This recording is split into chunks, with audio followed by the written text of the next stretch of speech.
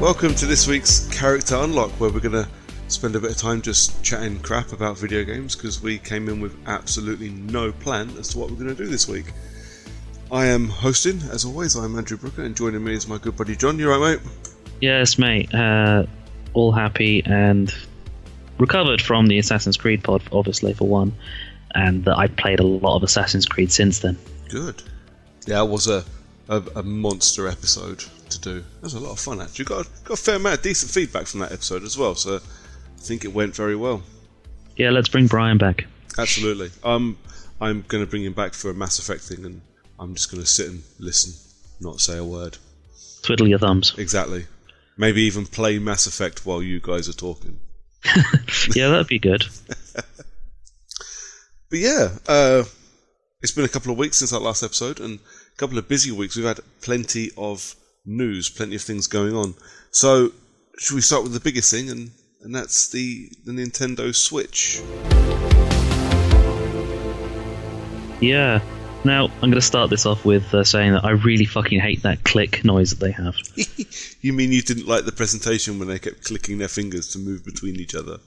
No, what I hated more was the fact that they kept saying, I'm going to switch over to my colleague, and then do the fucking click. That really fucking fucked me off. Yeah, I got annoyed at the first time they'd done it. I was like, nope, no, don't do it. Fuck off. You know what? The original announcement for it, when they kept doing that fucking click, it was grating on me towards the end. The fact that they're keeping that, and that every time they advertise anything on TV from now on, like that weird little thud that was the Wii, is now going to be in front of every advert. Now is going to be that fucking click. Yep. You realise the machine's going to do that when you switch it on, right? No, because I'm never switching one on. So you watched the presentation? I did. I watched it, and you know what? Once again, this has confirmed that Nintendo are releasing another out-of-date console like they have done for every time they've released one since like the GameCube. I mean, in theory, this N64 was out of date because it was still on cartridge back when, things at PlayStation was out with the CD drive. The Sega Saturn. Yeah. I think, had moved away from cartridges. The GameCube releases cartridges that were little miniature discs. It wasn't even a DVD drive when the games console generation moved to DVDs. Yeah. And then there was the Wii, which was essentially barely capable of processing anything, and wasn't even using proper memory. It was still using interior flash. Yeah. And then there was the Wii U, which was as powerful as the 360 and the PS3 when the Xbox One and PS4 were coming. Yeah. Yeah, no, I kind of agree with that. I don't think they've marketed themselves right, but I think I really want to be negative about it because I do think they've really fucked it up.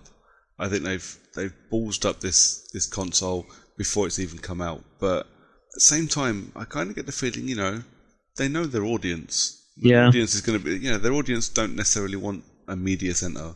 That's what they've got an Xbox for, or a PlayStation for. I'm not happy with it. I really want one.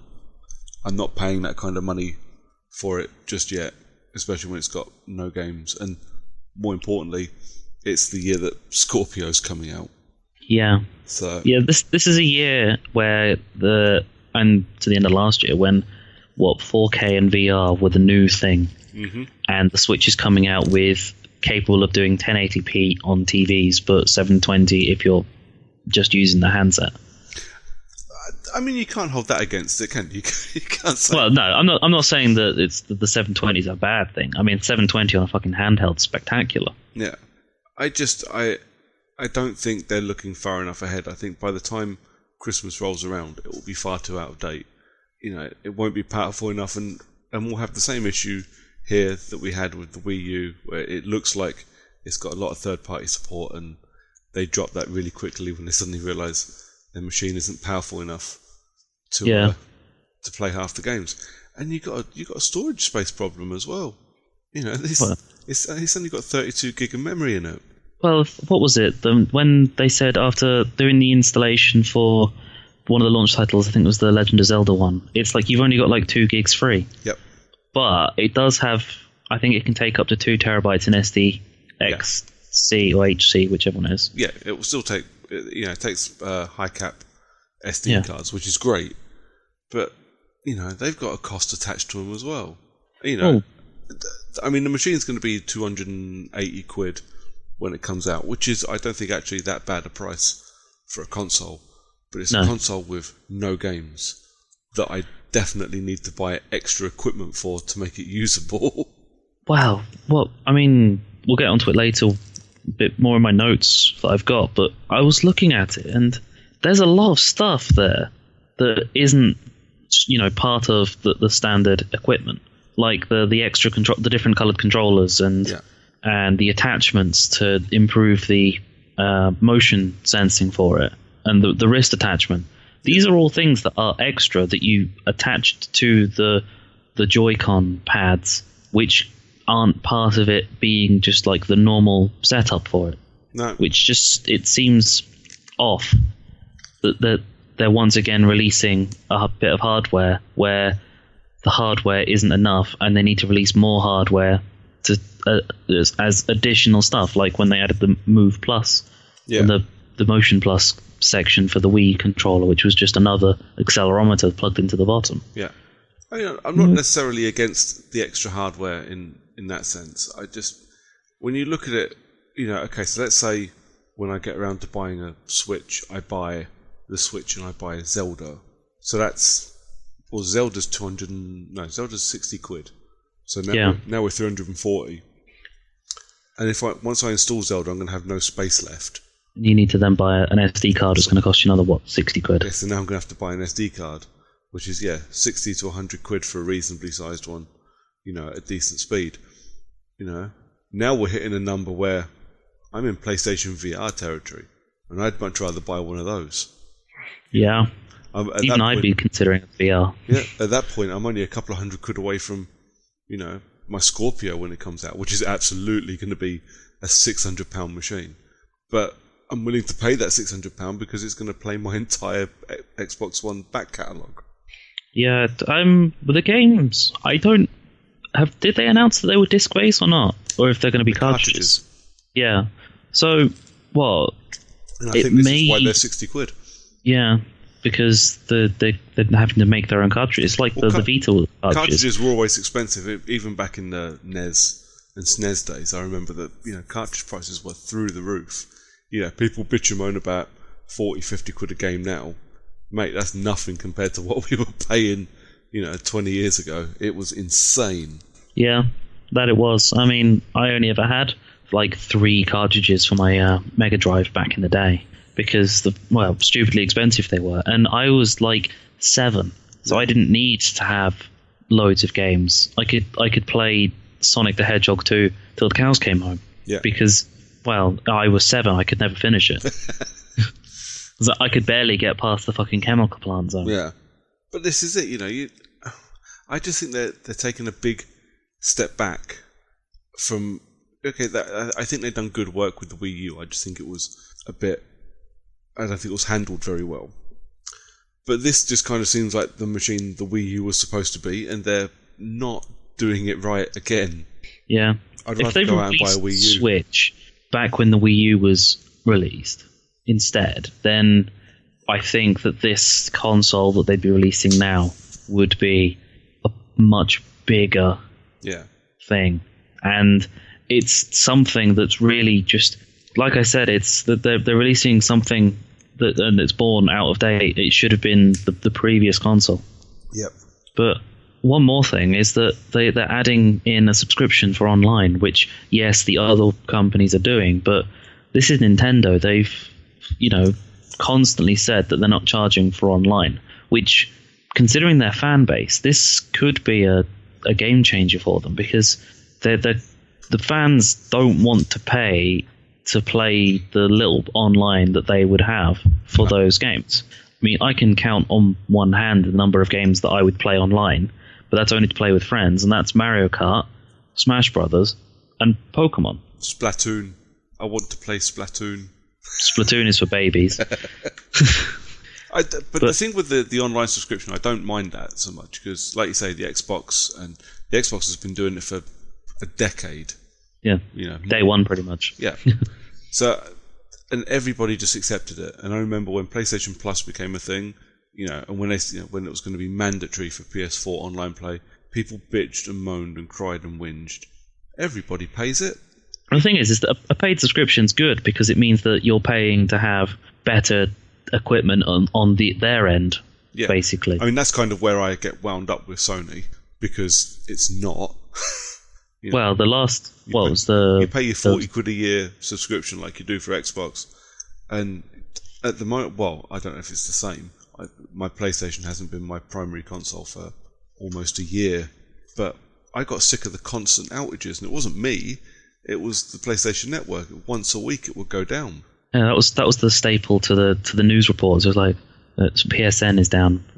Yep. And the sun has come up today. Yep. But that was it. I don't mind paying for the service, and the games you get, they're good bonuses. I rarely play them. I can say the same for games of gold, though. I only play the ones that really interest me. They don't, Sony don't take that money and put it into their infrastructure, which I think is the big problem. If Nintendo take that money and put it into their infrastructure, great, because as they make these consoles bigger and more powerful, they are going to go back to, hopefully, being a prospect for core gamers. Not just the families who want to play Wii Bowling. People like you and me who might want to jump on and play Splatoon online. Yeah. And once you start getting heavy usage, you need to put money into the infrastructure so the servers can handle it. I don't mind paying for that. It's just another yearly subscription on the list of yearly subscriptions I have. Yeah.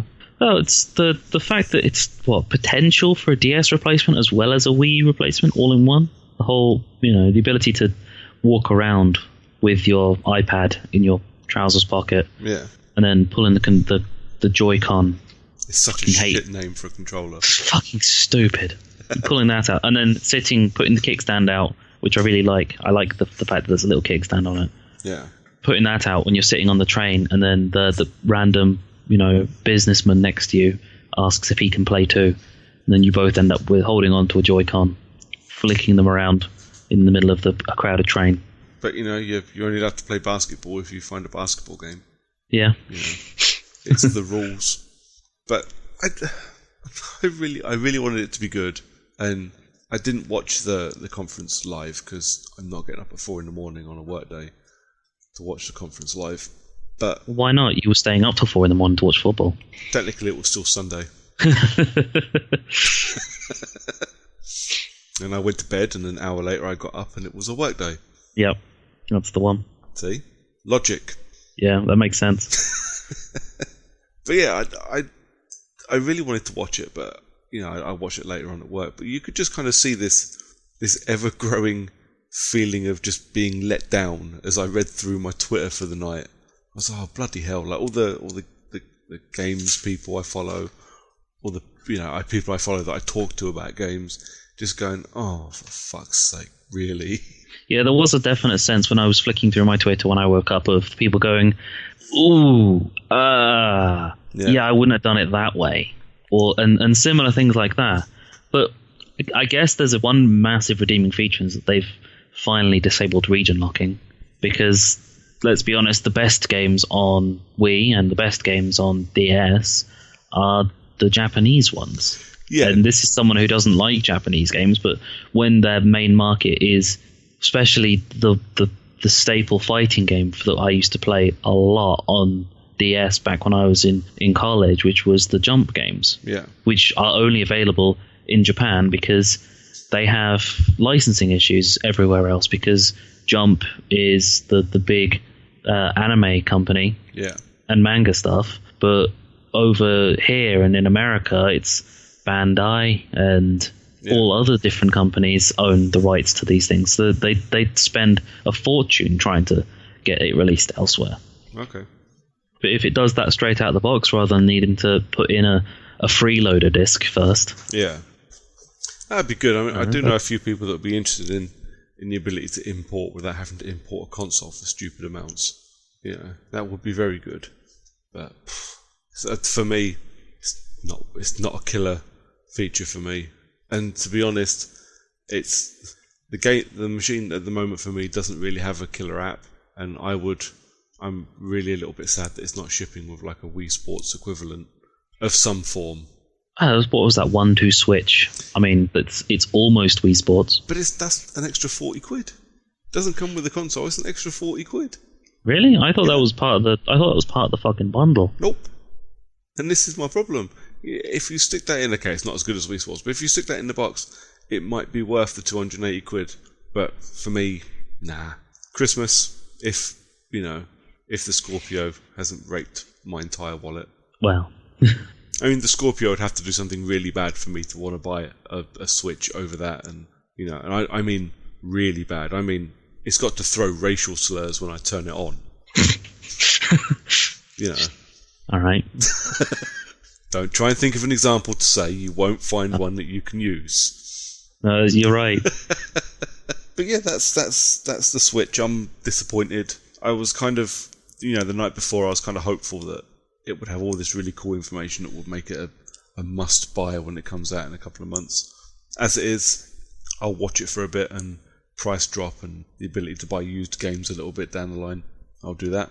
My concern is how quickly the price drop's going to be, because if it's going to take too long to drop in price, probably won't ever pick one up. It's going to fall down to what I can get at some point in the future once they start announcing a few more titles, the first party ones, like the next Smash Brothers game. Yeah. Or if the next Pokemon game comes out, then I'm going to end up throwing a lot of money at this. Yeah. But I don't know, the tiny Joy-Con controllers, aside, maybe in the future. They are pretty expensive as well. Have you seen the price of them? Yeah, that's fucking. The thing is the Joy-Con grip for one side of the Joy-Con. The Joy-Con grip doesn't even charge them. No. You have to buy a different attachment. So it's like straight out of the box, you've got controllers that don't recharge, but you can buy this for £50. Yeah. Well, the Wii done the exact same thing, didn't it? Yeah. Wii, you could buy. You had to buy a rechargeable battery pack for it. Yeah. Well. To be fair, does the Xbox One come with a rechargeable battery pack, or is it actual batteries? No, batteries, and you have to You have to buy a separate battery pack. No, that can't still be the case. Yep. I know my Elite controller came with a wire, but it didn't come with a battery pack because I've got using this. The Elite controller is hilarious because when it first came out, people were bitching and moaning that you couldn't use a third-party battery pack on it. Only the official Xbox One fits it. Yep. Well, buy an official Xbox One then, you twats.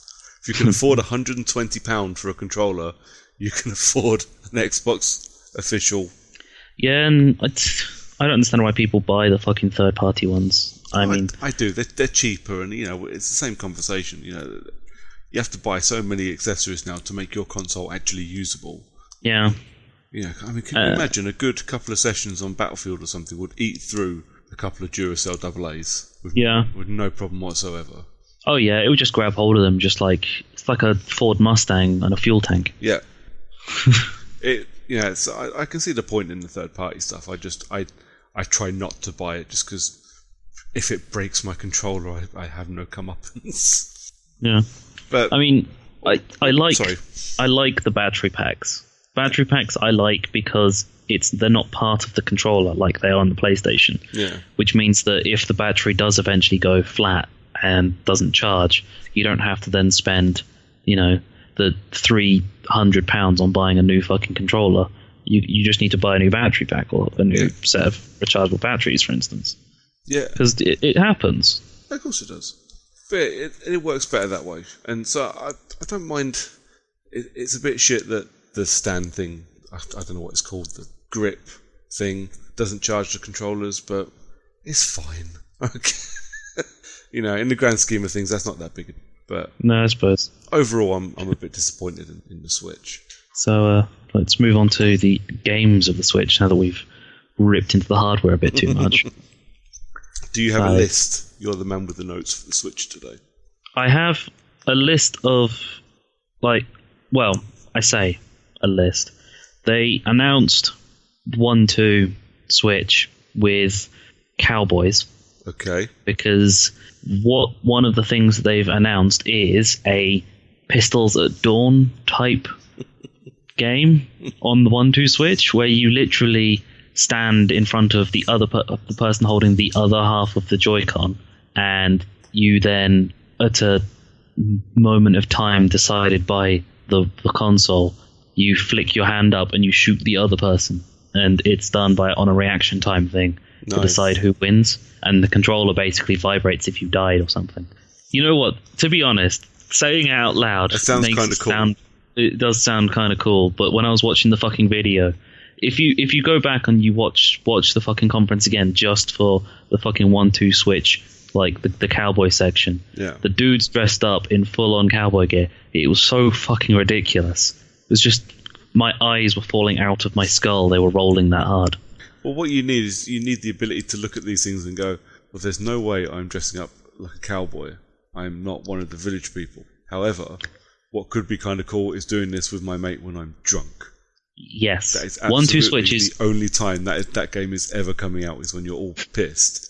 1-2 Switch is definitely the game for drunk people, because I think there's a fencing, or at least a sword fighting mode. Yeah. And there's another one where there were people dressed up in wizards' outfits. Oh, fucking hell. Yes. Yes. That's exactly my response when I saw it.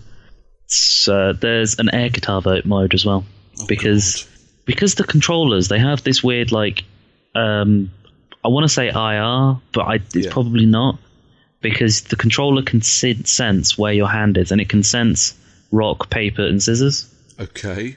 Which is I know that seems weird, but there's clearly something in there. Like, there's going to be like how you decide who's going to go first. Yeah. On a turn-based game, for instance, if you're playing against someone online, is that you can do a rock, paper, scissors. Yeah. If it can sense that, then there's no way of cheating, really. True. But at the same time, it can also sense how far away your hand is. Okay. Which I think is how the air guitar system's going to work for it. So it's basically Guitar Hero for the Wii. See, I had a Wii with an actual Guitar Hero. So did I. What was it, 3, I think? It was awesome and terrible at the same time. Oh, it was fucking awful, but it was also like the best Guitar Hero playlist. Yeah. Mainly because, Korn and Metallica and Slipknot. Yes, and yes. So, what other games did we get? Slow Ride. Yeah. Oh, fucking hell, that fucking song. That still haunts this house. Yeah. Whenever we hear it on the radio, it's that song that my missus just could not do. There was also a game that they announced called Arms, which was basically the Wii boxing, but your boxing gloves are on springs. So that's like Rock'em Sock'em Robots. Yes. Giant Rock'em Sock'em robots. And it just looked fucking ridiculous, but at the same time, you know what? Looked kind of interesting at the same time. Does it work by you swinging punches at people? Yes. Someone is absolutely getting a broken nose and suing Nintendo.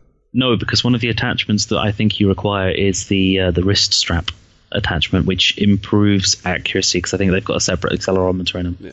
But what I mean is, people are going to be drunk and punching each other in the face. Playing Rock'em Sock'em Robots and punching each other in the face. Well, it's not like the Wii boxing where you stand behind your character and you swing your arms towards the TV. You're actually punching at people, because it's a 3D fighter where you've got fucking full-on springs and you can angle your punches. Yeah. Based on the fact that they're on springs. Yeah, someone's definitely going to get hurt playing that. Like within about a week of release as well. Yes, someone's getting punched in the mouth, and someone's going to say they were punched in the mouth because of the game console, as opposed to just being a complete arsehole. Yep. Someone will it does try to. It does seem like a good excuse to punch someone in the face. Oh yeah, sounds like a fantastic. Oh, okay. Do you want to come round to mine? We'll play some Nintendo. Douche. Have that, fucker. It's just as soon as you open the door to them, just punch them right in the mouth. What, you mean you weren't ready? I said, I'm wearing my controllers. TV's on and everything. Yeah. That sounds interesting.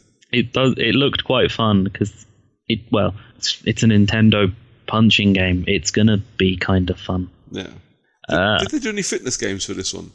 Apart from that, no, I don't think they announced any fitness titles. Yeah, fair enough. Just curious. they announced Super Mario Odyssey, which isn't a launch title, which is I found quite surprising because they usually pretty poor. The GameCube was launched with Luigi's Mansion, so that's not technically a Mario game. And the Wii, you had to wait, I think it was about 9 months, maybe 10, for Galaxy. Yeah. And I think Wii U had something else. Yeah. I don't think it had a Mario title. So yeah, so they've gone away from releasing Mario with everyone, but this launch title for this one's a Zelda game, so swings and roundabouts, really. Yeah, I suppose. I never got into Zelda, never really liked it. I like Twilight Princess, but apart from that, wasn't really a fan of any of the others. I mean, I played a fair amount of Ocarina of Time and some Majora's Mask, but considering most of them, considering the most popular Zelda games being released currently are HD remakes of previous Zelda games. Yeah, says a lot. Yeah. I mean, I played most of them like in many and varied ways as they came out, but one's never grabbed me. You know, it's just never been my thing. So they also at one point announced that they've got over 80 games currently in development or scheduled for release currently.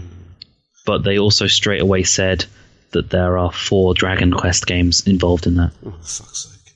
They've got Dragon Quest, I think it was 10 and 11, plus Dragon Quest Heroes 1 and 2 are being released as well. Okay. Or 2 and 3. Fair enough. So it's like we've got 80 games, but 5% of them are Dragon Quest. Yeah. Yeah, so what percentage of them is going to be Pokemon? Is this in getting a new Pokemon game? No confirmed Pokemon announcement. We've only just had a Pokemon game released, so we're 4 years away from getting a new Pokemon game.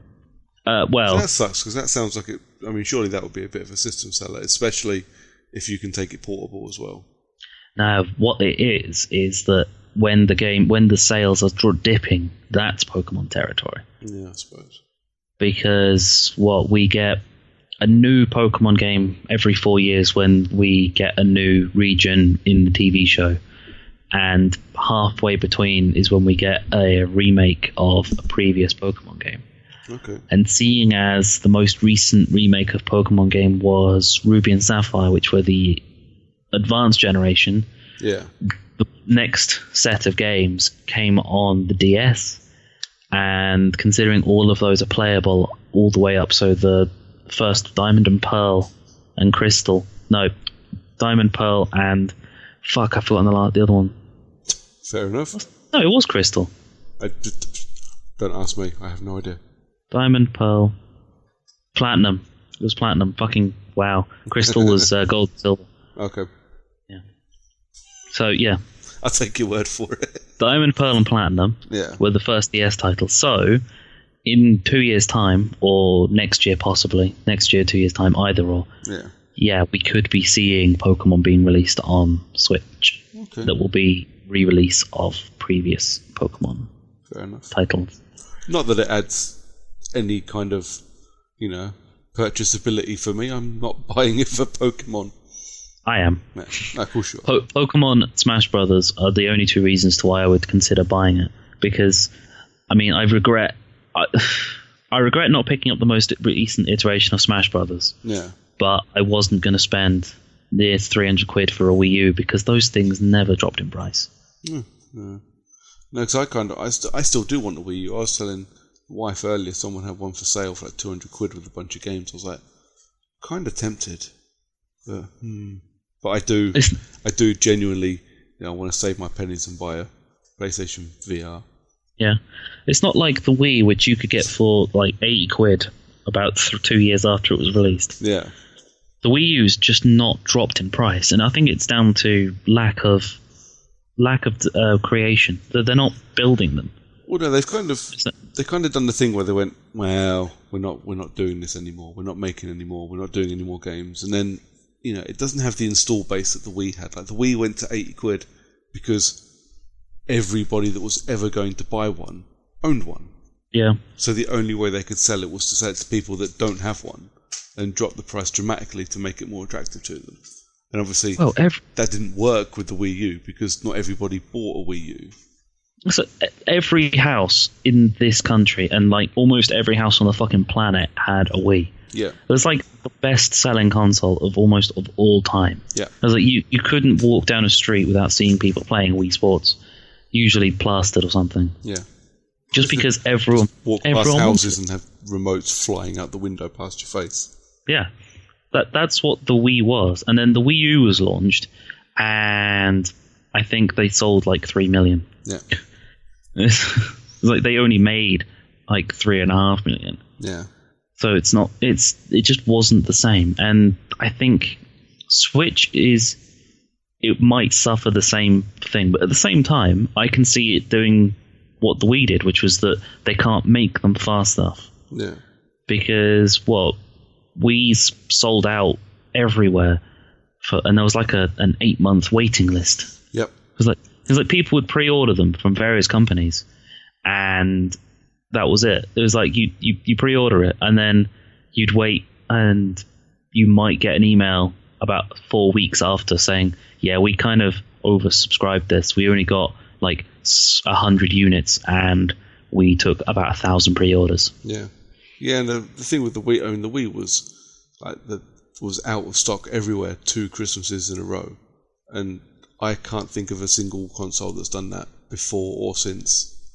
You know, and it would be really cool if Nintendo could do that again, but I just don't think they will. No, the only way that would happen is if they only made about 100,000 units.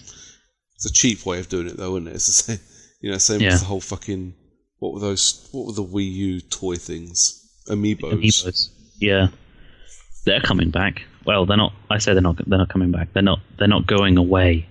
Right, is probably the better word. Yeah, fucking. Yeah, because the whole like the toyification of Nintendo is not. It's why I avoid them. It's just expensive. I was going to say cheap knockoff Skylanders, but it's just expensive. Yeah, it's just their whole business plan doesn't suit me. Like, I will gladly go out and spend 3 times the amount of that Switch on a new Xbox or a new PlayStation. But I can't justify the 280 quid for a Switch because their business model doesn't match with how I play games. It's from Amiibos to Zelda to all that. It's not me. Yeah, I mean, I say that I'll get one for Smash Brothers, but that's the £300 console for 3 games. Yeah. Let's say so £300 plus 3 games. I'm spending 400 quid on to play a couple of games that I won't play a lot because they're not. There's no way in hell I'm going to be good enough to play Smash Brothers online because I will. It's like any fighter. I will end up playing the first game, and it was like when I played PES a couple of weeks back. I played my first game online, and it tried to find someone at my level. There wasn't anyone, so it increased the range to be searching for. Couldn't find anyone at my level, and then it moved to so we'll branch out the level, so we'll go plus or minus. Yeah, and instead it was like plus or minus like 5 levels. There was no one. Plus or minus 5 levels to the world. No one. Plus or minus 10 levels. Eventually, it found someone who was 11 levels higher than me because there was no one playing it. Yeah. Apparently. Did you get your ass handed to you? Oh, yeah. I was 3-0 down in the first 20 minutes. It actually got to a point where the dude actually felt sorry for me and just stopped playing, basically. I'm pretty sure he put his controller down. Guess how many goals I scored by the end of the game? Go on, then. None. I was playing against a dude who wasn't trying. He put his controller down, gone for his shit, and he still managed to lose. Yeah, lose terribly, because I guess it's mostly my fault for not really caring too much of the tutorial stuff, but apparently there's an aggression setting based on the fact of how well your team plays together means that your opponent can be a bit more aggressive. Because I sent him a message afterwards saying, look, that was my first ever game, and he said, you weren't bad, but your team rating's so low that when I stopped playing, the computer was actually was playing better. Excellent. Talking like soccer games, and I'm just going to keep saying soccer because I know it's going to annoy like everybody. Yeah, I accept it. I know you too well. Talking soccer game, did they announce any of those for the Wii, or did they announce any like the EA Sports stuff and the big third party ones, Battlefield? Yes, there was a bloke from EA who pandered heavily to the crowd by saying that his son's middle name is Luigi. Oh, for fuck's sake! No, it's not. Don't lie. It's probably Lewis. No one's kid's middle name is Luigi. It's just no, the second son is called Luigi. Oh, then definitely. No one's actual kid is called Luigi ever. No, everyone's second son is always called Luigi, and they're stored in the cupboard under the stairs. and they're only let out to eat. Yeah. Okay, once a week. Like a dog out of a bowl. Yep. So, no, they announced FIFA, but they only called it EA Sports FIFA. They didn't date it. So they didn't say 17. They didn't say 18. They're doing the Vita thing, aren't they? Well, that's not just the FIFA. It's not just the Vita thing. What is it? This is custom built. So it's what the Wii had was a custom built version of FIFA, and it was shit. Because they released a FIFA game where they said essentially you have to use the Move controller, the Wii controller, to point on the pitch where you're passing to. Okay. Yeah, they had that. So this could be horrendous. Fucking this could literally be the worst idea in the world. But judging by the fact that the new FIFA games are, I don't know if the 360 and PS3 versions of the most recent FIFA are on Frostbite. They might still be on the Ignite engine. Okay. I think that the Switch version may not feature Frostbite, but it who knows? Be powerful enough to run Frostbite. It must be. But would EA be willing to throw that kind of money? Yeah. But I suppose if they want their first game to be on it to be a benchmark to whether or not they're going to sell stuff on it, they're going to want to put a bit of effort into it. Yeah. Because you can't half-ass it and expect to get any returns, because fuck it, it's not like the Switch and Nintendo is your standard install base for EA Sports games or just EA games in general. No. No offense to Nintendo players, but EA gamers play on the primary consoles and on PC because the games are really heavy duty. Yeah. Yeah, it's always nice to have that option though, isn't it? Yeah, and it always can act like a gateway for people. Go, oh, no, I really liked FIFA. Oh, the new one's not out on on the Switch. I'll go buy an Xbox and do that. I'm just curious. Again, it doesn't affect me either way. A, because I don't play them, and B, because if I did, I'd play them on the big consoles. The Switch for me, actually, I'll tell you what the Switch will do for me. It will mean I can play with the kid. Yeah, I suppose.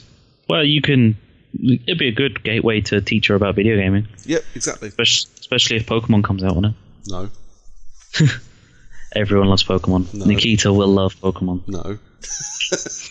But all those kind of games, I can sit and play with her on the Switch, and it can be a machine that we play on together. And the Wii and the Wii U could both be like that, and it would be fun without having her get her sticky fingers all over my £120 Elite controller every time we want to play a game. Yeah, I suppose. But you can just beat her at the cowboy game repeatedly.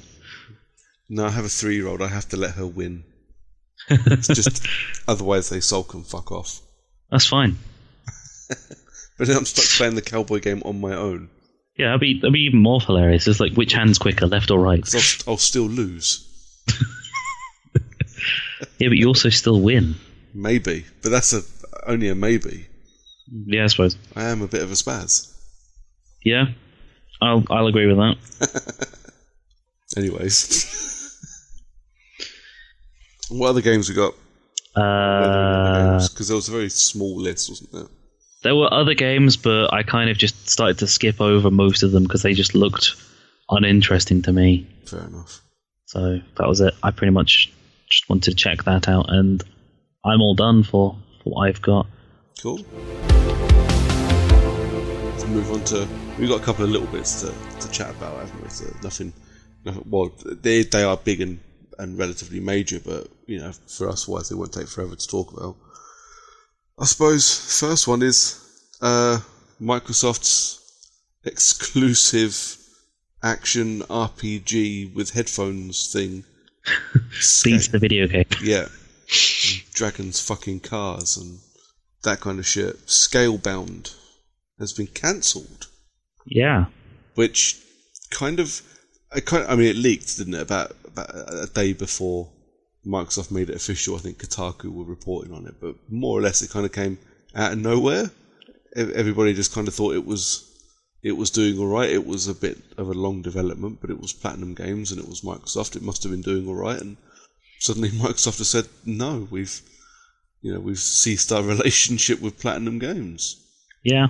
Because Kotaku, for all their faults, they do seem to get a couple of people that still leak decent stuff to them.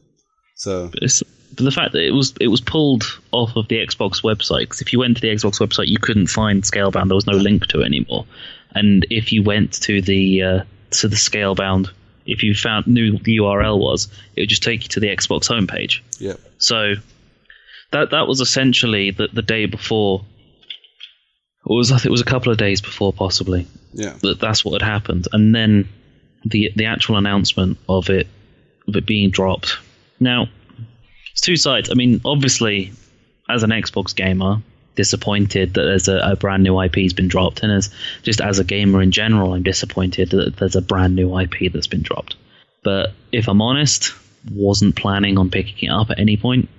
Maybe if it went super cheap, or if it had like really good reviews and I had a couple of friends to play with. But I don't know. I think it reminded me of Lost Planet, and from that, I think I'd rather have a Lost Planet 4 than Khaleesi, the video game. Fair enough. No, the videos of it we saw, because we've seen it at a couple of E3s now, haven't we? It's not my thing. I looked at it and I went, it looks very pretty, and the combat looks like it could be quite fun. Both of those things are synonymous for Platinum Games. There are 20 other Platinum games I can go and play to get the exact same feeling that I actually like. So I don't think I was ever gonna pick it up. But you're right. As a gamer, it's a shame. It's especially for a company like Platinum to be dropping a game, that it must be a big deal. But and I think that people don't cancel good games. No, it must just not have been what they expected it to be. They must have been ploughing money into this for years, and every time they got to crunch, have gone, this is not what we want, and this is not what we're doing. Not what we wanted to do. People don't cancel games that are doing well. Yeah, I think there's probably something happening under the covers somewhere, either for Platinum or for Microsoft, for this to have gone belly up, because it's not, like you said, it's not good games that get cancelled. And occasionally, yes, there is a game that gets cancelled that probably should have seen the light of day, but it fell apart based on something going on.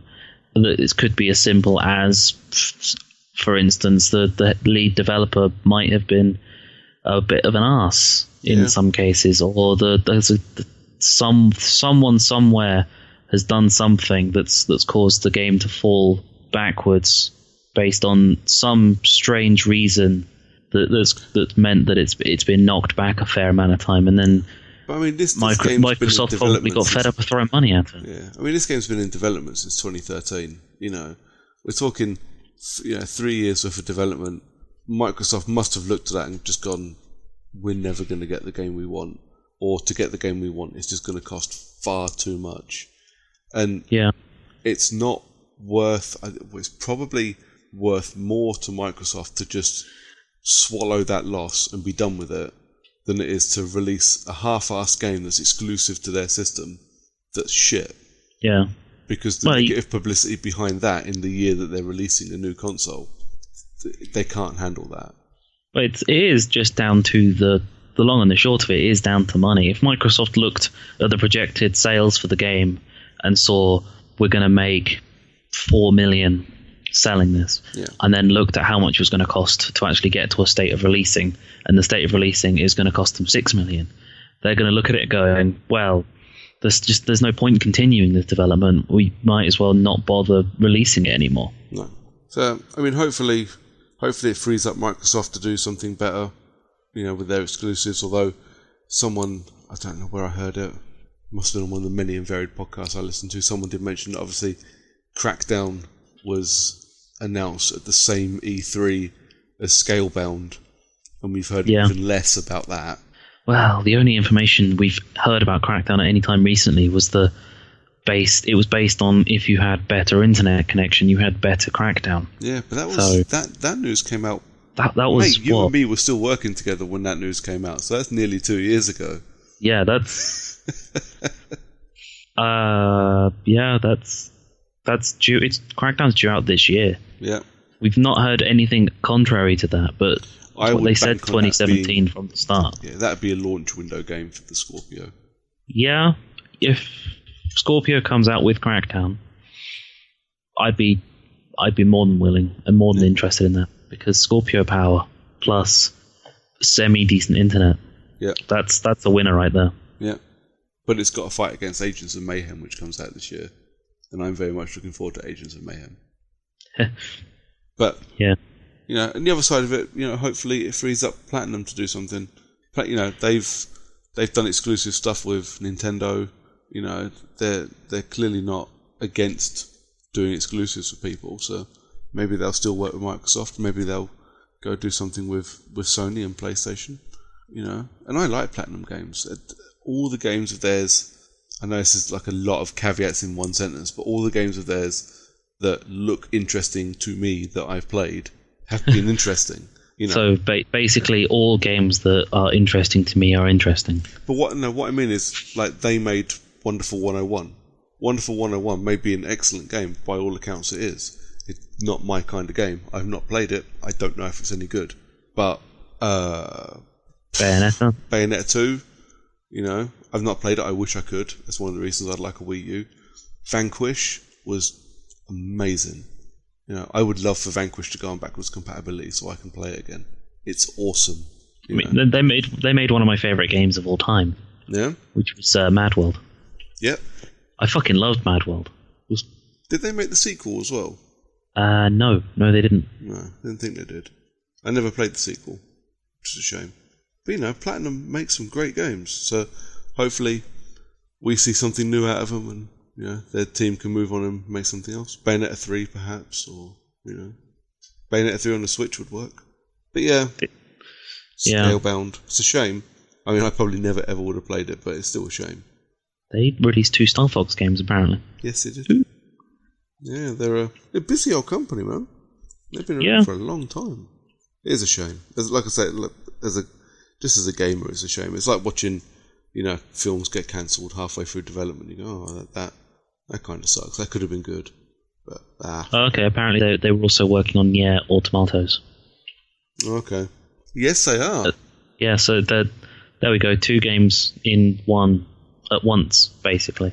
So maybe it really was down to which one do we want to finish. Yeah, I think didn't they make Revengeance as well, which was fucking great. I loved Revengeance.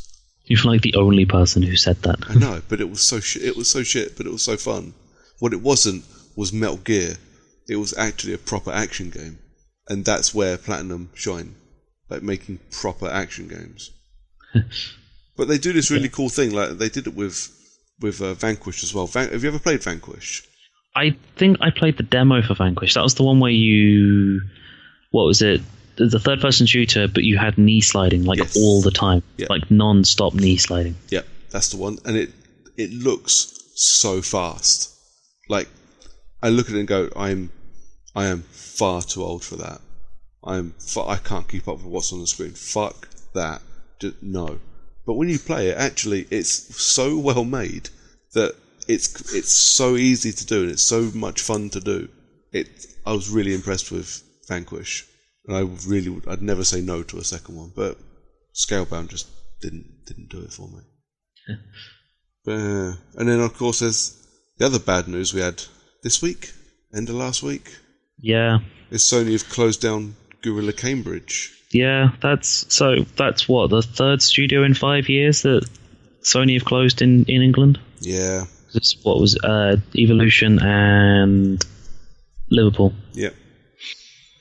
And that really, really kind of sucks. Mainly because Guerrilla Cambridge, when they became part of Guerrilla, they were given a Killzone game to make and did a really good fucking job of it as well. It's the Vita one, wasn't it? Yeah, Mercenary? Yeah, Killzone Mercenary. The Vita one, which, as a shooter on its own, was better than a lot of shooters I played. The fact that it happened to be on the Vita as well was just outstanding. It's one of the few, or it's the only Vita game I've actually purposefully gone out of my way to play hours and hours of multiplayer on. I platinumed that game. That was fucking tough. Yeah. But yeah, it's a real because they made rigs as well. Yeah, I understand why they closed it. It's this. Normally you'd say things like, "Oh yeah, it's you never really know why they've cancelled a game, or you never really know why they've closed a studio."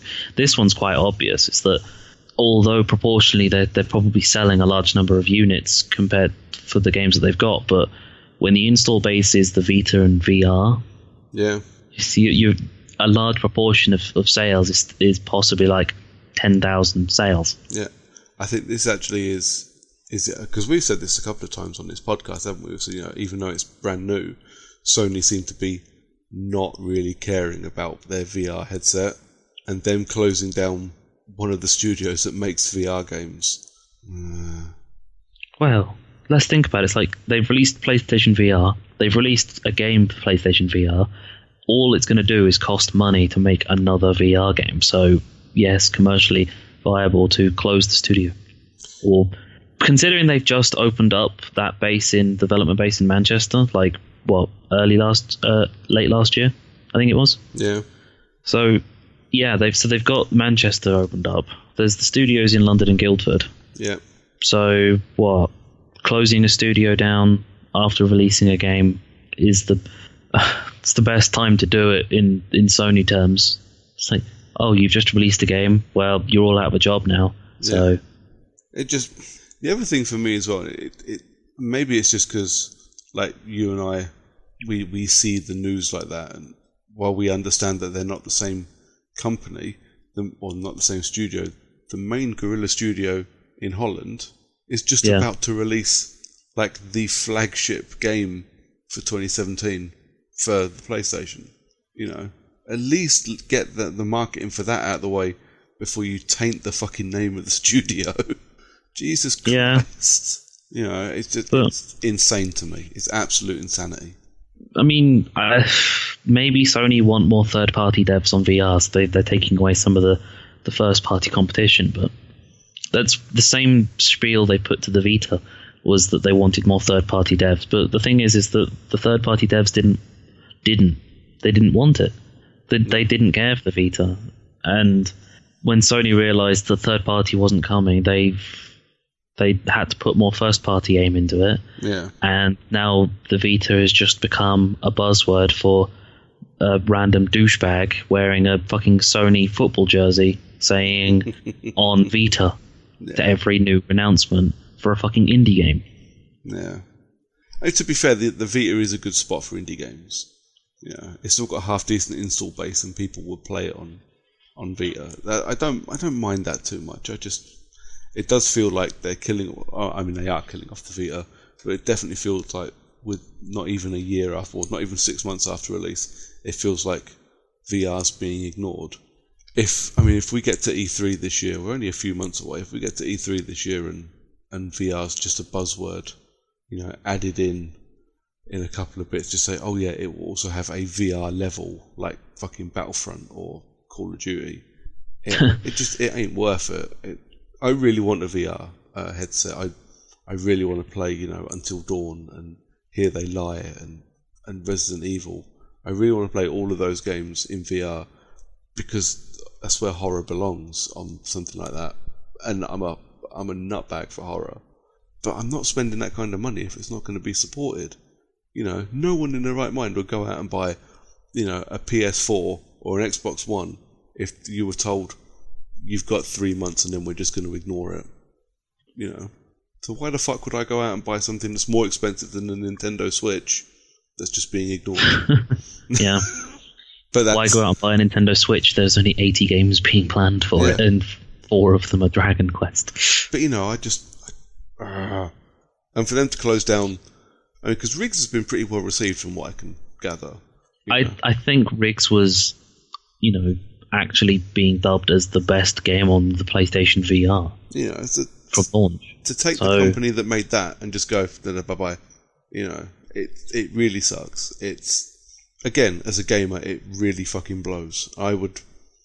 It must be really fucking disheartening. Obviously, if you're a developer that's just lost your job, it sucks, but it must be really disheartening to put all that work in, get, rave reviews, and then be told, see you lads, you're done. Fuck that. I don't recall seeing if there was any people on Twitter, because normally you'd see come out of nowhere whenever a studio closes, a load of other devs, companies, and publishers coming up saying, look, there's work here. Yeah, there were a few.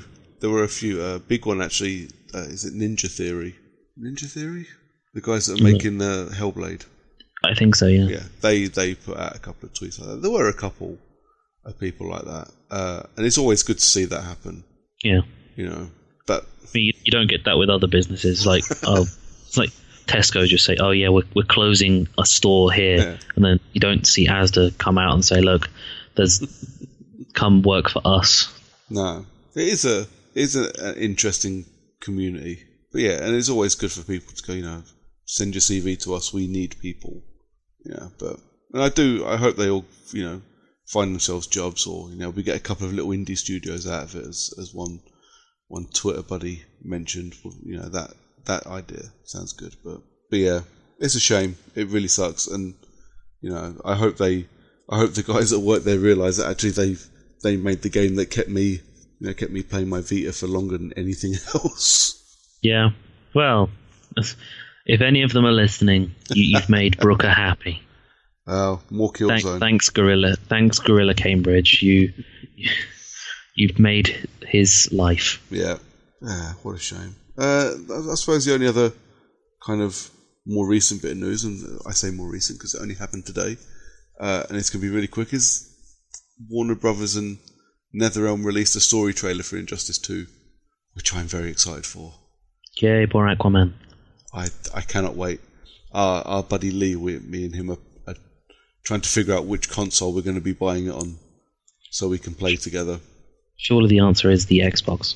The answer is going to be wherever we can get the best fight stick / fight pad to work with it. Probably the Xbox. I mean, I don't mind either way. I'll play with any controller. I'm relatively decent at those games, especially at NetherRealm's games with just a controller. I'm not too bad, so I can hold my own with either. But I'd really like a fight stick or a fight pad. Wasn't one of the attachments for the Elite controller supposed to be designed for like kind of half-assed fight stick? It was like, because they had those super long thumbsticks. Yeah. And they had the flat D-pad, I think, will work quite well. Yeah, the flat D-pad as well.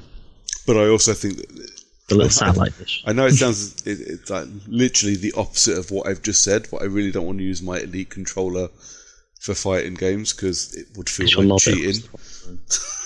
No, it would feel like cheating. Have you noticed, going from the Elite controller, just me remembering something that I saw, have you noticed that the new breed of controllers that have come out for the Xbox, where they've done away with the colour on the ABXY buttons, but what they've done instead is they've put little dots on the inside of the 4 buttons of the colour of the ABXY, so green, red, blue and yellow. Yeah, that's really fucking weird. There's like little dots just in case you didn't realise that that's the colour that it was before. Did not notice. I mean, because I've got one standard Xbox controller and I bought that when I bought my original Xbox One. So that's the standard Xbox One controller with it's still got the same shitty clip in the bottom of it for the mic. Yeah. And the only other controller I've got is my Elite one, which came with my Elite Xbox. Yeah. Yeah, it's something I noticed on some of the newer breed of controllers they've been announcing. Some of the new colours they've announced that look pretty cool, but as far as buying a controller based just on the fact that it's a pretty colour, I'm not spending like 70 quid. I do kind of want one of the Gears of War 4 Elite controllers, but they are so fucking expensive. I can't justify it as much as I may try, and as much as I've got a spare £130. Should I buy a controller or maybe eat for the next month? You can always find food in the trash. True. So you're not going to find a £130 Xbox controller in the bin. No. But, unless you're looking in the bins behind Microsoft. But it would be really nice. And if I ever saw one cheap, I'd definitely pick one up because the aesthetic of it looks gorgeous. But no, I'm not spending £100+ on a pretty controller. I'm just not. Well, I mean, I'm looking at it. I'm thinking to myself, yes, buying another controller would be nice, but I don't think I could warrant buying another controller unless it was an Elite controller. Well, this is the other one, of course, is I need to have my Elite controller because I really, really like it. But as and when I trade in my Xbox One to get a Scorpio, if the Scorpio doesn't come with an Elite controller, it's going to be another 120 quid. Yeah. I've actually gotten to a point where I'm so used to having the left trigger down. The right trigger being, hair trigger. Yeah. And the left trigger being soft. Now that it's actually got to a point where holding another controller just feels weird. Yeah. Yeah, no, I'm exactly the same. I can't live without my Elite, and I wouldn't want to live without my Elite.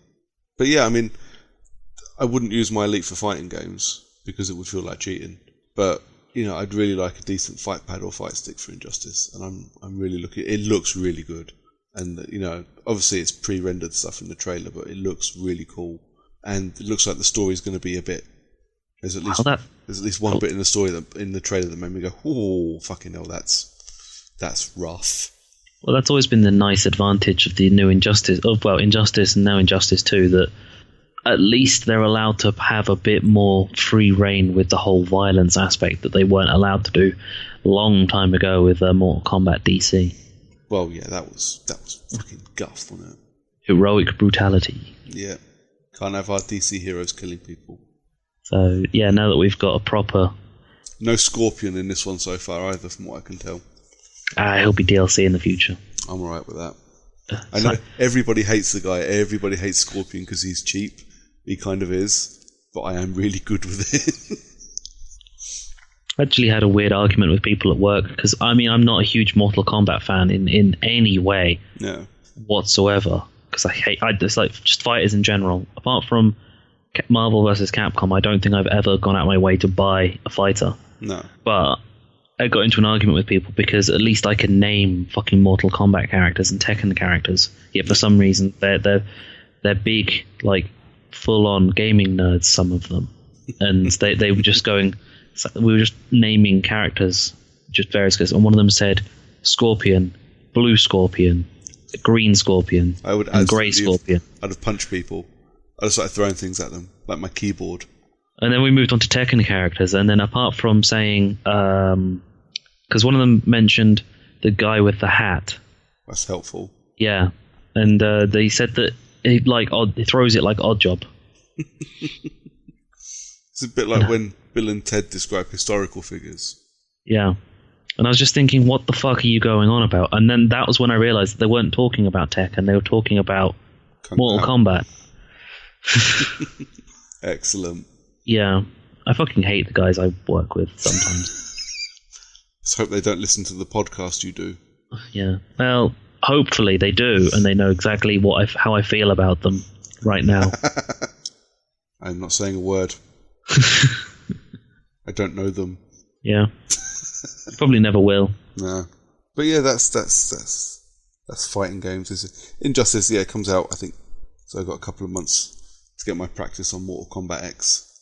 Before me and Lee end up, fighting and yelling at each other down the mics. And then fighting in real life. Yeah. But yeah, I think, is that all of our news? Did you want to mention? That Andromeda's being released on the 21st of March, so it's about 9 weeks away. So then in about 10 weeks when we do that podcast based around Mass Effect, I'll be a horrendous shell of a man. Just this unwashed mess.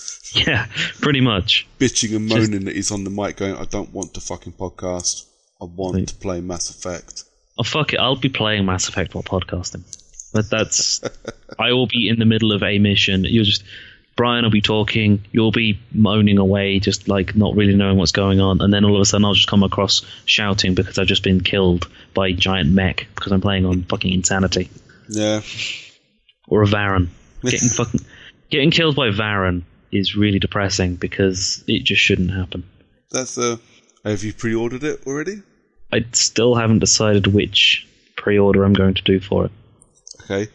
Have you booked your time off of work for it yet? No, because I completely didn't realise when the release was, and I was still trying to sort out my own time off from work. Fair enough. But yeah, I'm going to go in tomorrow. Although my boss isn't in this week, so could be fun. No, I don't think. I'd like to book time off for Horizon, but I'm not going to bother. There's not really any other games I'm desperate to book time off for. I've got so many other things I need to book time off for this year. Yeah. Yeah, so and I need to be a bit careful about it. Never know. You don't book any time off. Well, no, it's not that. What I don't want to do is commit myself to a shitload of stuff and then not be able to book it because, I don't know, maybe I change jobs. Well, if you change job, you get some. Hey, of course you do. But what I don't want to do is take the piss because obviously, I've got Fright Fest in August. I've got EGX in September. I've got Guns N' Roses in June. I think that's our news done, mate. It's turned into a mostly news show, but that's okay. Yeah. So should we talk about what we've been playing? Yeah. What we've been playing, I'm going to keep mine nice and short in that because I was playing a game that we were talking about 2 weeks ago, Assassin's Creed Syndicate. Not Mass Effect. Funnily enough, no. I know I talk about and play Mass Effect a lot, but I've spent literally the last 2 weeks. I finished it this weekend, just gone. I say this weekend. I finished it yesterday because I was planning on finishing it on Sunday. And then as I was doing the last mission, the last of the main story missions, so before the post-game missions, I guess, the game crashed just as I'd transitioned to Jacob after dancing with Starrick. Because I literally crossed the river and my game crashed, and I was like, fuck this, it's 10:30, I'm going to sleep. Yeah. How'd you like the game?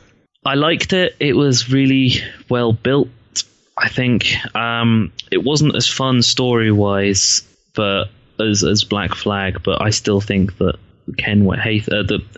Ed Kenway was by far the most interesting of characters, and aside characters, like the NPCs, like the people you chat around with, they're much, much better characters just because you've got Blackbeard, you've got Mary Read, Charles Vane.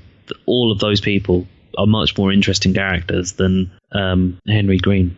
Yeah, fair enough. I mean, yeah, you do get the amusing missions with Karl Marx and Alexander Graham Bell. Yeah, Dickens. Yeah, the Charles Dickens missions were quite fun. The Spring Hill Jack ones are certainly interesting. Yeah. But I don't know, Jacob's a bit of a tosser, but I couldn't help but love the way that he was just like running around being a complete knob to people. Oh yeah, it's such a bell end. I just start a gang. It's like I'm gonna call it the Rooks. You can't play chess. It's gonna be the Rooks. Yeah.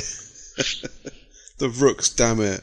And I just literally, I thought his sister balanced him out really well. Let's just, Jacob, you're being a cunt. Stop it. But it's like Jacob, you're not starting a gang called the Rooks. We're gonna call them the Rooks. He's such a fucking I loved him though. I couldn't help but smile every time he had a line of dialogue. I thought it was great. I love the way that he just had such an informal way of talking to literally everyone, and then he meets the fucking Queen. Yeah. I tell you what, as much as I love Jacob for being the complete bellend that he was, just like at all times, it was fucking hilarious. I really liked Evie for the way that she got weirdly excited for anything that was remotely assassiny. Yeah. It was like anything that was like a little puzzle to go through or something. She got the way she got weirdly excited over everything was really cute. It was quite funny. Yeah. No, I thought I liked her character a lot.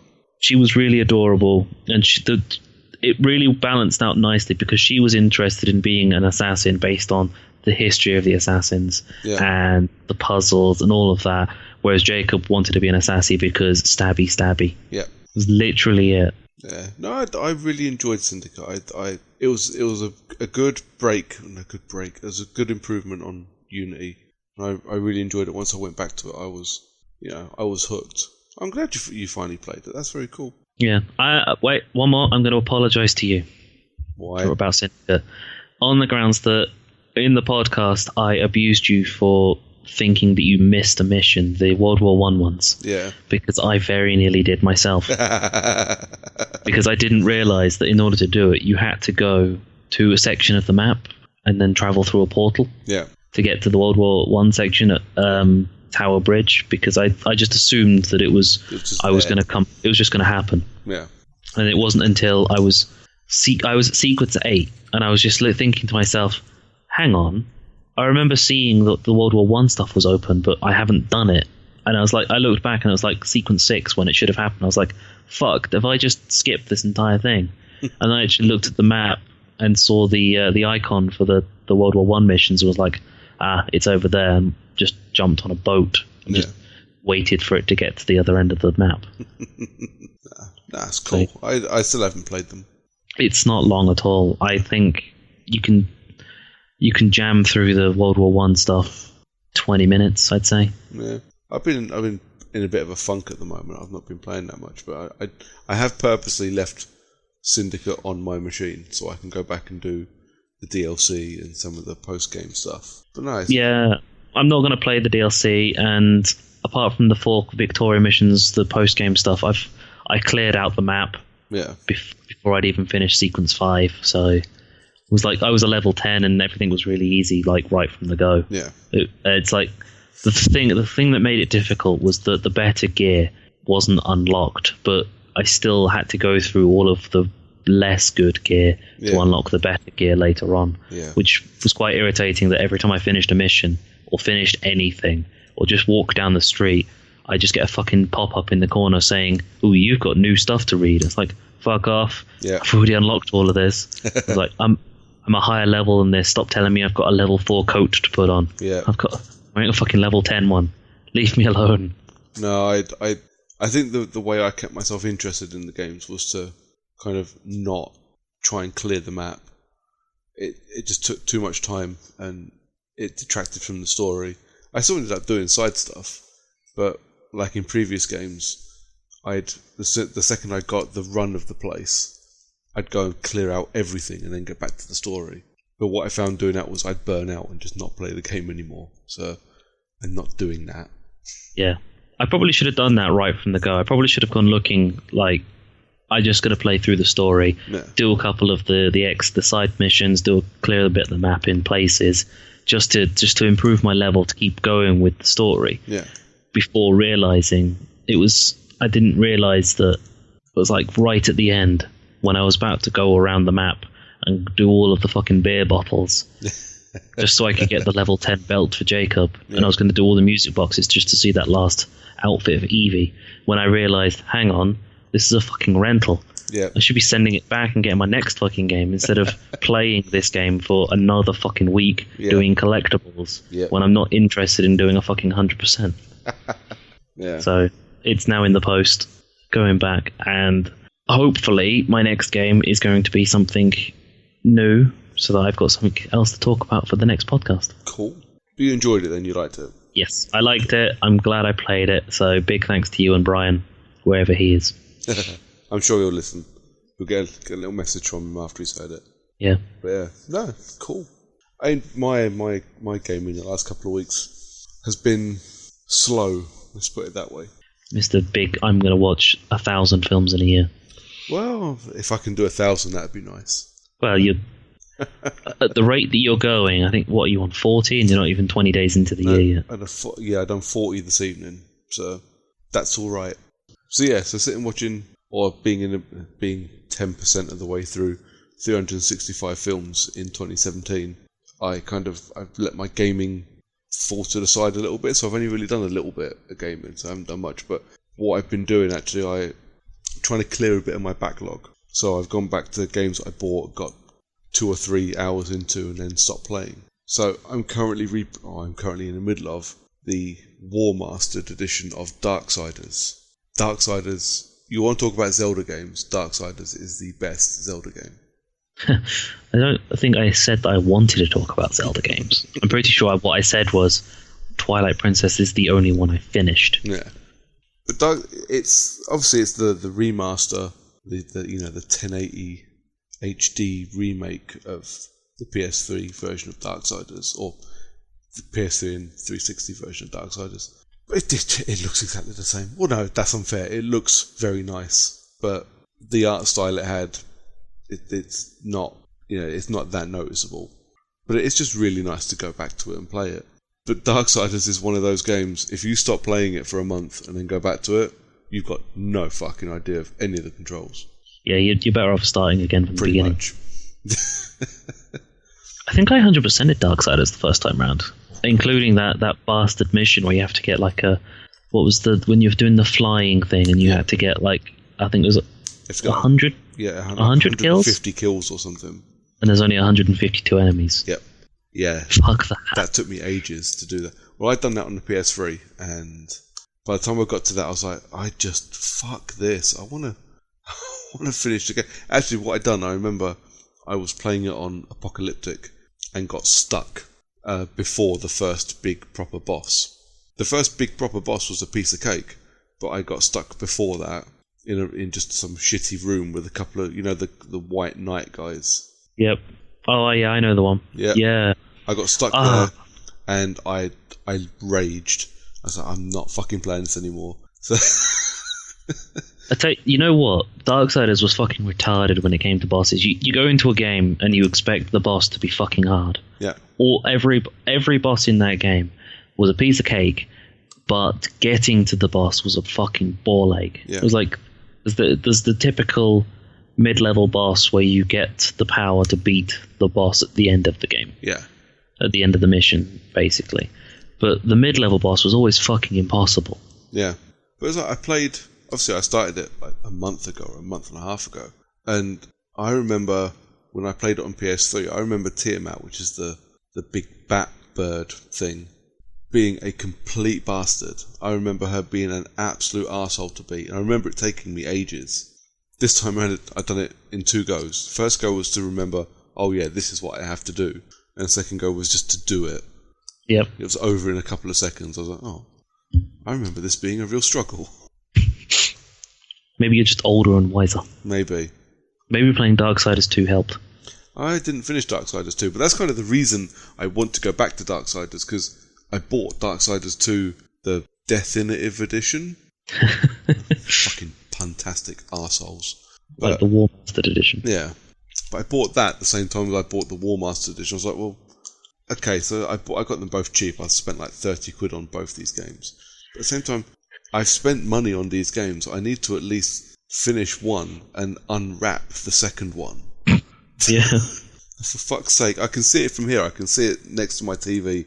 It's still got the damn Xbox label intact around the case. It's just, no. I can't spend money on a game and then not even put the disc in the machine. Yeah. I'd love to replay the fucking Darksiders game, the first one. I never played the second one. I just didn't. I don't know why I just didn't, but I just didn't. The first one is so much fun. Yeah. I think it's because the second. Yeah, it was good Zelda, yeah. And the second one wasn't more of the same, which was its biggest problem. Well, the second one, they always said, didn't they? They wanted to make an RPG, and they didn't have the money to make an RPG with the first one. But they did when they got to Darksiders 2, so that's what they did. They turned it into an RPG. But the first one was enough of an RPG to keep me interested. But I suppose the first one was enough of an RPG to be almost considered an RPG, but for an RPG fan, it's not an RPG, so therefore, yeah. I understand where they're coming from. Oh, yeah, I do as well. And I remember, I think the problem I had with the second one was I wasn't really concentrating, and much like my issue with Mass Effect 2 when I played it, I ended up in a dungeon that I really shouldn't have been in, at far too low a level, getting my ass handed to me, getting frustrated, raging, and then just playing something else. Yeah, it's always the problem when you, especially the PlayStation version, when you were given all of the DLC, stuff that should have been locked to after you'd done the midway point, and you'd moved to disc 2 on the Xbox, but because you're on the PlayStation, it was all in one disc. Yeah, but especially considering one of the DLCs that is available is fucking post game stuff. Excellent. Yeah. So I mean, my hope is, even if I just do, half hour here and there, a lot of the games I buy for the Xbox now I buy digitally, so I can leave Darksiders in the tray and just pick it up and just move on a little bit every now and then. I'd definitely like to finish it, and I'd like to, a couple of months down the line when we do our what we've been playing, go, so I started Darksiders 2 and finally finished the bastard. Yeah. One day, Brooker, well, one day. You never know, do you? Once you've watched your 400th film and it's like April. Well, but if I can do that, if I can have my challenge done by, March, I haven't got to worry about it anymore. At current going, you'll be finished. What am I at, sir? You're at I'm at day 17 now. And you're at 40. Yeah. So you've done what? 2.5 almost. Yeah. You're at 2.5 speed basically. Yeah. So you'll be finished by June. Yeah. June or July. I honestly don't think I can keep this kind of pace up, but what it does do, it gives me a bit of breathing room. It means that around about the middle of the year when we get those interesting, maybe games come out. Yeah. But that's the thing, it means because obviously we get, EGX, which is I'm away from a TV for 4 days. Yes, but I'm assuming you'll be at the fucking Travel Lodge Premier Inn, whatever the fuck they're called these days. Oh yeah, with my Apple TV watching shit on Netflix. It's not even that, there's a fucking TV in the room. And I'm a little tiny little TV, like a 15-inch LCD display. That's all right, as long as I can watch porn on it. I don't think they have porn, but they do have Freeview. So there is, I don't know, the Babe Station, whatever the fuck. Yeah, the 10-minute preview. Yeah, that's the one. That's all you need. Danger Wank. Yeah. But yeah, so obviously there's 4 days at EGX where I can't do it. There's going to be, there are going to be times when I can't physically watch a film, because something's going on or there's just nothing. I'm ill and stuck in bed. Well, that's every time to watch films, is it not? Yeah, but you know what I mean. So if I can get a bit of breathing room like this, it means tomorrow when I edit this, I ain't got to worry about it. I'll probably still stick something on because I edit with one earpiece in and listen, watch TV at the same time. Oh yeah, tomorrow's the perfect time when you're editing. Is the perfect time to watch SWAT. Yeah, it's true. All you need is LL Cool J saying SWAT school.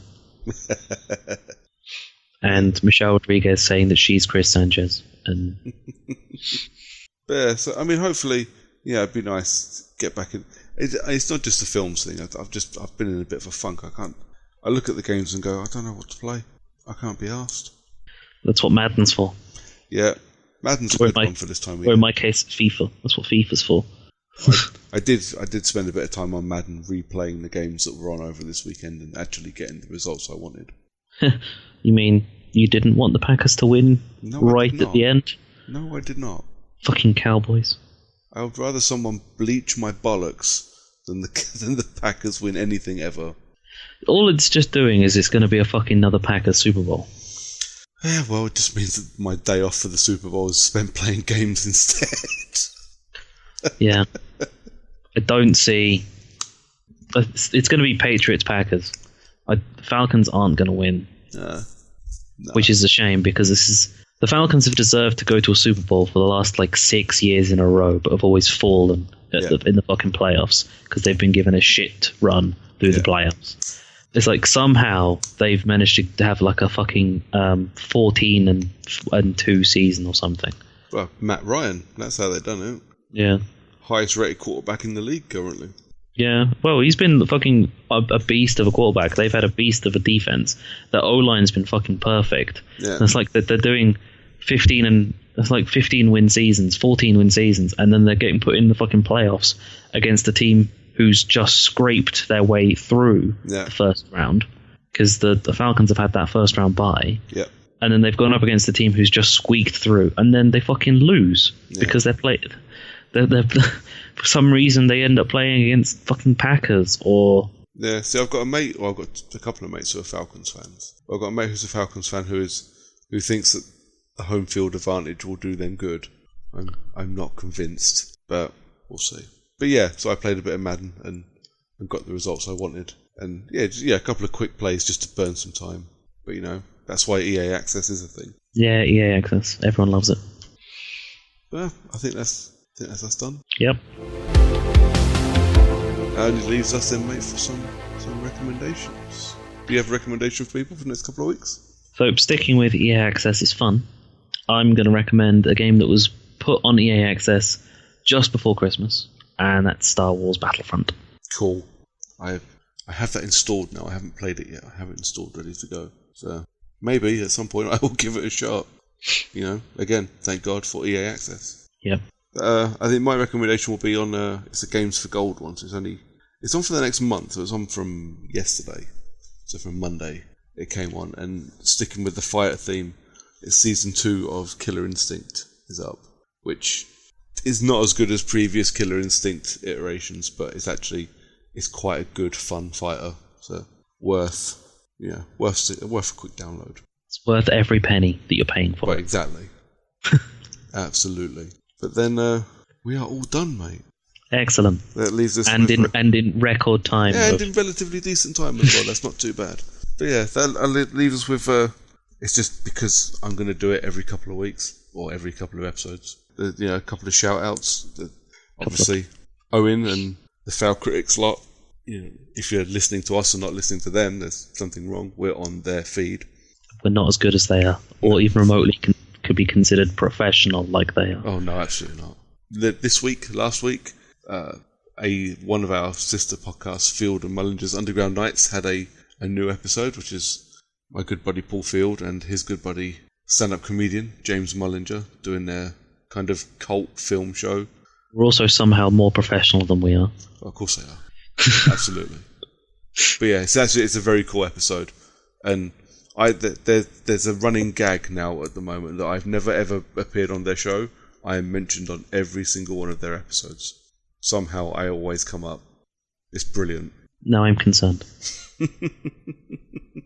Well, this week's one, or this month's one, or this most recent one, because they were talking about the film, the good and bad films of 2016, and going through the Foul Critics end of year awards, and obviously AbFab the movie came up, and my very, very angry review of AbFab the movie was mentioned, because that film brought out some fucking rage in me. Wasn't there a quiz on a Failed Critics or something that involved the size of your penis? Yes. I thought so. It came up on the Quizcast. Yep, I thought so. I wasn't even there. I don't know how that came about, but I am just that legendary, apparently. Other shout-outs, obviously like the video game podcasts I listen to and love, and occasionally shout us out as well, or regularly shout us out as well. So Last Save Loaded, who are awesome. Every couple of weeks they put they alternate. Every other week it's between video games and like an entertainment show. They are very cool. And my all-time favourite video game podcast, It Isn't Us. That's the same coin with Chris, who graciously shouts us out every single week, which is very, very nice of him. So yeah, excellent podcast. And if you get a chance, you must listen to all of them because they're all great. I like how you don't shout out bad cop. What? It's like you know that it's not something there's suitable. Absolutely no crossover Between us and Bad Cop. Absolutely none. But there you go. You must go and listen to Bad Cop. They are some of my favourite people in the world. You know? They are the only people who are less professional than us. But sound more professional somehow. Yes. It's a magic trick. But yeah, no, I do, I'm not ignoring them. I don't suppose for a second there's any crossover between us and them. But yeah. They're very anti-video game. They really are. So. But they are old. Well, they're not that much older than me, so fuck you. You're old too, Brooker. You're old too. You notice how I got the fuck you in before you even had to say it. Yeah. Old man Brooker and his old man ways. Absolutely. So let's wrap it up, I think. Yep. So we've got a couple of weeks until the next show. Until then, mate, where can we find you? On Twitter as the John_CU and on Xbox Live as Long Dong Silver. Cool. I am on Twitter at Brooker411, and if you can't find me you can find me on Fail Critics, where I'm usually writing something. I've worked my bollocks off the last couple of weeks, actually, writing shitloads of reviews, and occasionally on their podcast. And yeah, that's it. In a couple of weeks' time, we'll be back probably talking Resident Evil. It would have been out for a couple of days then. Really? That's a couple of weeks. Yeah.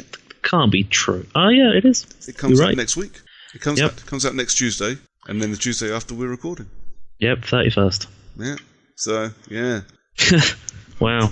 That comes around quick. Yeah, it really does. Better get my fucking move on then.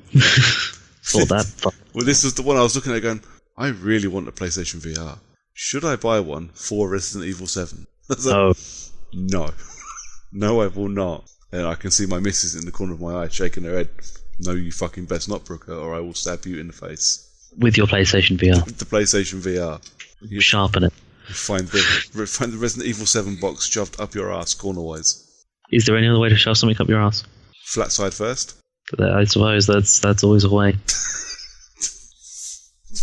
Ask a silly question. Expect a silly answer. Exactly. Right. We need to stop. We need... All right. There is so much of this that should be edited out, let's be honest. This is true. So, yeah, until next time, in a couple of weeks, you can find us at Character Unlock on Twitter, at Character Unlock on Facebook, and I think that's us done. Thank you very much for listening. Say goodnight, John.